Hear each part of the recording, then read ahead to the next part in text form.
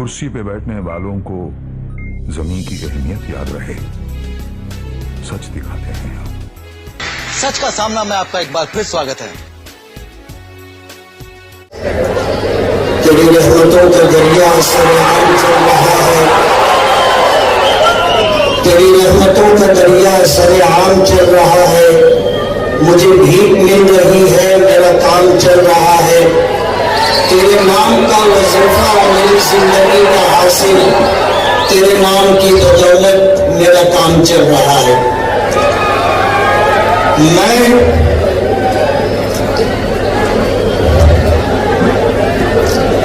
अपने परवरदिगार का शुक्रगुजार हूं कि उसने मुझे एक नई जिंदगी दी। आज से 2-4 दिन पहले उस पर जो हालात गुजरे, उन हालात को लेकर मैं हॉस्पिटल में एडमिट था। कुछ लम्हे मुझ पर ऐसे गुजरे कि मेरे दिल ने धड़कना बंद कर दिया था। मेरी नब्ज बैठ चुकी थी। मेरी आंखों के सामने सिवाय अंधेरे के कुछ नहीं था। होना तो सबको है, कोई हमेशा रहने के लिए नहीं आया। और मैं ऐसा मानता हूं कि इंसानी तारीख में अगर मौत का सबसे ज्यादा दर्दनाक वाकया अगर पेश आया है तो वो हमारे आका जनाब रसूलुल्लाह सल्लल्लाहु अलैहि वसल्लम की वालिदे मौजूदा हजरत आमना का था। तारीख जानने वाले और पढ़ने वाले इस बात को जानते हैं कि हमारे आका की उम्र 6 साल की थी। मदीने मुनव्वरा अपनी ननिहाल अपनी माँ के साथ गए थे। मदीने से मक्का वापसी हो रही थी। 2 दिन 2 रात का रास्ता तय हुआ था और हजरत आमना रज़ी अल्लाह तआला अन्हा जिनकी उम्र 25 साल की थी, रास्ते में हार्ट अटैक का वाकया पेश आता है। साथ में हमारे आका थे जिनकी उम्र 6 साल की थी और साथ में एक बांदी थी उम्मे ऐमन रज़ी अल्लाह तआला अन्हा और कोई तीसरा मर्द साथ में नहीं था। हार्ट अटैक आया। तकलीफ की जो शिद्दत थी तो हजरत आमना की जुबान मुबारक से जो बात निकली थी वो ये थी कि हर जिंदा को मरना है और हर जवान की जवानी ढलनी है। लेकिन मुझे ऐसा लगता है कि मेरी मौत जवानी में ही आ जाएगी। और हजरत आमना का इंतकाल हो गया। जिन लोगों ने देखा है मदीने मुनव्वरा से मकाम अबवा जा करके हमारे आका की उम्र 6 साल, हजरत आमना की कब्र वही बनाई गई। एक पहाड़ी थी जो थोड़ा हमवार थी, वहां पर हजरत आमना का जिस्म रखा गया और पत्थरों से ढांक दिया गया। उम्मे ऐमन हमारे आका को लेकर के चलने लगे। हमारे आका ने हाथ छुड़ाया, वापस जाकर फिर उसी टीले पर चढ़ गए। उम्मे ऐमन वापस आई तो देखा कि हुजूर अपनी माँ की कब्र के ऊपर लेटे थे। 6 साल की उम्र थी।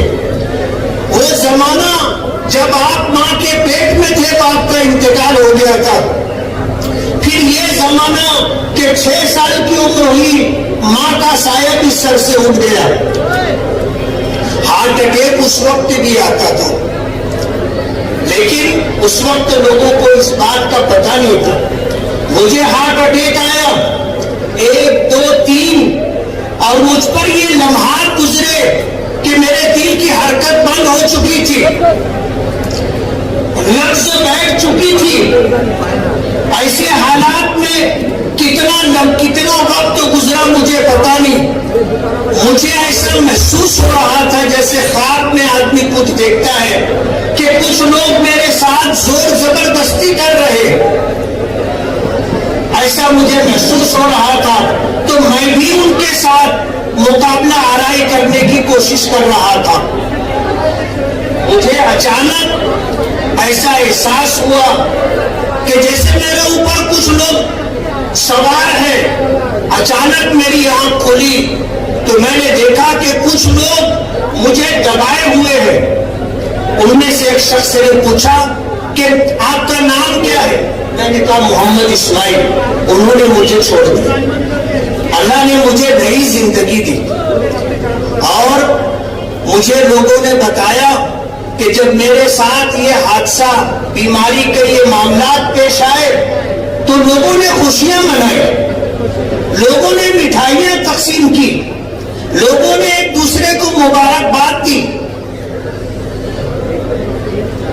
इंसानियत नाम की भी कोई चीज होती है। आप भी किसी के बेटे हो, आप भी किसी के शौहर हो, आप भी किसी के भाई हो, आप भी किसी बेटी और किसी बेटे के बाप हो। क्या किसी के इस तरह मामलात पर खुशियां मनाई जा सकती है? शायद मेरे परवरदिगार को मुझ पर रहम आ गया और मेरे मुखालिफिन की ये खुशियां मेरे परवरदिगार को भी पसंद नहीं आई। अल्लाह ने मुझे फिर से जिंदगी दे दी। और आपको पता है, जब एक अच्छा बैट्समैन एक चांस उसको अगर मिल जाता है तो वो सेंचुरी मारता है।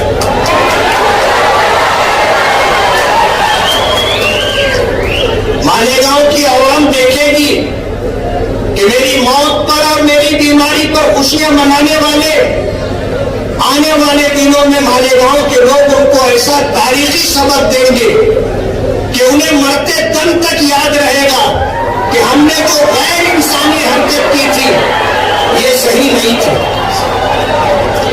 मैंने 5 साल आपके दरमियान गुजारे हैं। इन 5 सालों में मैंने क्या काम किया? मैंने अपना हिसाब अपनी कौम के सामने, अपने समाज के सामने, अपने वोटरों के सामने रख दिया है। हमने दूध का दूध, पानी का पानी, हिसाब व किताब साफ सुथरा रख दिया है। और हमें यकीन है कि मालेगांव की आवाम ने हमारे इस हिसाब व किताब को समझा है और आने वाले दिनों में फिर हमें खिदमत करने का मौका देंगे। मैं आपके दरमियान हूं और जिस तरह मैंने 400 करोड़ से ज्यादा के काम मालेगांव की आवाम को दिए हैं, मालेगांव की तारीख का एक हिस्सा है और ये सब कुछ आपकी आंखों के सामने है। हम आपसे कुछ छुपा करके नहीं चल रहे। अगर हमने अपने 5 साल का हिसाब दिया है तो हमारा भी हक बनता है कि हम आपसे, आपके खानवादे से 40 साल का हिसाब मांगे। आपको भी हिसाब देना चाहिए कि 40 साल में आपने मालेगांव की उस आवाम को जिसने आप पर भरोसा करके आपको अपना कीमती वोट दिया था, आपने उनको रिटर्न में क्या दिया है? आप कहते हो आपने तलवाड़ा का पानी लोगों को बेचा। हमने तलवाड़ा से मालेगांव के लिए 149 करोड़ रुपए का फंड ला करके मालेगांव की आवाम को साफ सुथरा कुदरती पानी मिले इस बात का इंतजाम किया। आपने हाईवे के नाम पर मालेगांव की आवाम के साथ धोखा किया। हमने हाईवे के नाम पर 165 करोड़ रुपया मंजूर करवाया। आपने अब्दुल हमीद, मौलाना अब्दुल हमीद नोमानी रहमतुल्लाह अलैह के पुल के नाम पर मालेगांव की आवाम के साथ धोखा किया।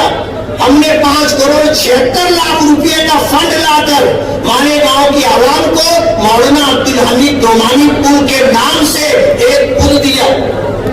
आपने मालेगांव कारपोरेशन का हॉस्पिटल, सटाना हॉस्पिटल, आपने फिरका परस्तों को उठा करके दे दिया। हमने मालेगांव की आवाम को महिला बाल रोकनालय के नाम से 100 बेड का हॉस्पिटल ला करके दिया।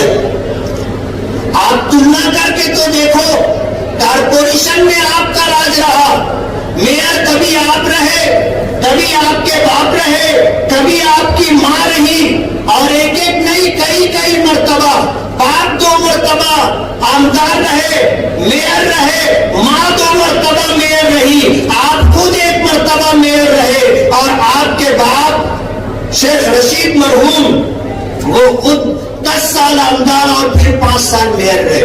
आपने मालेगांव शहर को क्या दिया? आपको इसका जवाब, इसका हिसाब देना है। मालेगांव की आवाम बेवकूफ नहीं है। मैंने इन चंद सालों में जो काम किया है, मोटे मोटे बड़े बड़े कामों का हिसाब दिया है, छोटे छोटे काम बेशुमार हैं, और अल्हम्दुलिल्लाह बहुत कुछ काम हो चुका है और बहुत कुछ काम करना बाकी है। वर्क ऑर्डर हो चुका है, इंशाअल्लाह वो काम जमीन पर आएंगे। मेरे परवरदिगार को मुझ पर क्यों रहम आ गया? मेरे क्या इरादे थे, क्या अज़ाइम थे, जिनकी वजह से परवरदिगार ने मुझे दोबारा खिदमत का मौका दिया। मैं ये चाहता हूँ कि मैं जिंदगी की आखिरी सांस तक मालेगांव की आवाम की खिदमत करता रहूं, और मालेगांव की आवाम को मालेगांव की चाहतों के मुताबिक बुनियादी सहूलतें मुहैया करके दूं। जो काम कारपोरेशन का काम, और जो काम कारपोरेशन की जिम्मेदारी थी, कारपोरेशन में 15 साल बरसरे इक़्तिदार मेयर और सदर बल्दिया की पोस्टों पर रहते हुए तुमने करके नहीं दिया, हमसे हिसाब मांगते हो। आप हमारा माजी देख लो, हमारा हाल देख लो, हमने किसी का कारोबार नहीं छीना है, हमने किसी की जमीन पर नाजायज कब्जा नहीं किया है, हमने कारपोरेशन की जमीनें टुकड़े बना करके फरोख्त नहीं किए, हमने सरकारी जमीनों को पाट करके, नाले बंद करके, पाट करके हमने लोगों को धोखा नहीं दिया है। एक एक प्लाट 3-3, 4-4 लोगों को आपने बेचा, जिनमें उलमा भी शामिल है, जिनमें उलमाए किराम, मस्जिद के आइम्मा भी शामिल है। ऐसे लोगों को आपने लूटा जिनकी आमदनी 2-5 हजार रुपया मुश्किल से बचती है, उनको जो तनख्वाह मिलती है उनका गुजर बसर मुश्किल होता है। ऐसे लोगों की जेब आपने काटी है, ऐसे लोगों के साथ आपने धोखा किया है। हमने अगर किसी को उसकी तवक्को के मुताबिक नहीं दे सके, और जैसा वो चाहते थे हम अगर उनका काम नहीं कर सके, लेकिन हम इस बात की आपको जमानत और गारंटी देते हैं कि हमने किसी का गला नहीं काटा, किसी का जेब नहीं काटा, किसी की जमीन पर कब्जा नहीं किया, किसी का कारोबार नहीं हथियाया, किसी कारोबारी से हमने हफ्ता नहीं लिया। हमने ईमानदारी के साथ काम किया है और हमने नुकसान भी उठाया, लेकिन कभी सियासत को अपने खाने कमाने का जरिया नहीं बनाया।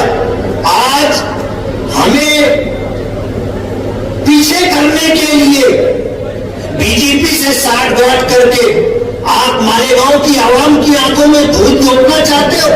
आपके मुंह से फिरका परस्ती के खिलाफ बात अच्छी नहीं लगती, फिरका परस्ती के खिलाफ बात अच्छी नहीं लगती। हम ही नहीं कहते हैं ना कि जुबाने खल्क को नकारे खुदा समझो। आज हम मीडिया भी बोलने लगी है कि मालेगांव में शेख आसिफ बीजेपी का नुमाइंदा है। एबीपी के महाजा जो है वो भी इस बात को डिक्लेयर कर चुका कि यहाँ पर जो नुमाइंदा है वो अजीत दादा पवार का है, ये चुन करके जाएगा तो बीजेपी के साथ बैठेगा। रास्ता इन्होंने ढूंढ के निकाला आजाद उम्मीदवारी का, और फिर पार्टी लेकर के आए इस्लाम नाम की पार्टी। लोगों को धोखा दे रहे हैं कि वो झंडा भी घर में रख लो और डंडा भी घर में रख लो, लेकिन अंदर की बात बाहर आ जाती है। कहीं ना कहीं वो इस्लाम का हवाला दे रहे हैं। इस्लाम के नाम पर इलेक्शन लड़ना और हार जाने का मतलब ये है कि इस्लाम हार गया। कम से कम आप अपनी हैसियत देखो और इस्लाम का मकाम देखो।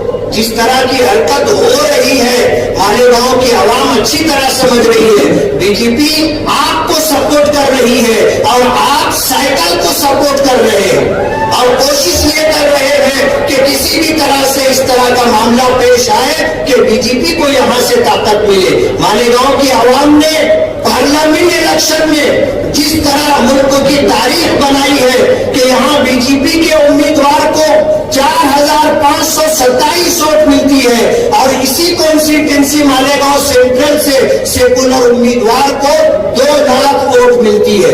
اس کا بدلہ لینے کے لیے آر ایس ایس اور بی جے پی کے لوگوں نے پورے ملک کو سامنے رکھ کر کے ایک لسٹ بنائی کہ کہاں کس کو شکست دینا ہے. اس لسٹ میں مالیگاؤں سینٹرل سے میرا نام بھی ہے.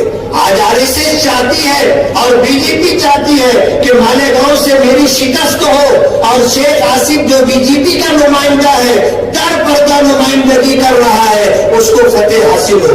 میں مالیگاؤں کی غیور عوام سے یہ کہنا چاہتا ہوں کہ آج اس وقت میرے ساتھ جو غیر انسانی سلوک ہوا ہے مجھے آپ کی عدالت میں انصاف چاہیے اور آنے والے 20 نومبر کو آپ جو ووٹنگ کے لیے جائیں گے تو میں نے ماضی میں جو کام کیے ہیں اور جن کاموں کا میں نے آغاز کر رکھا ہے ان کاموں کی تکمیل کے لیے آپ مجھے اپنا قیمتی ووٹ دے کر کے کامیاب کریں. میں آپ سے وعدہ کرتا ہوں کہ میں جب تک زندہ رہوں گا آپ نے اگر مجھے خدمت کا موقع دیا تو میں ایمانداری سے آپ کی خدمت کرتا رہوں گا اور آپ کو کبھی مایوس نہیں کروں گا.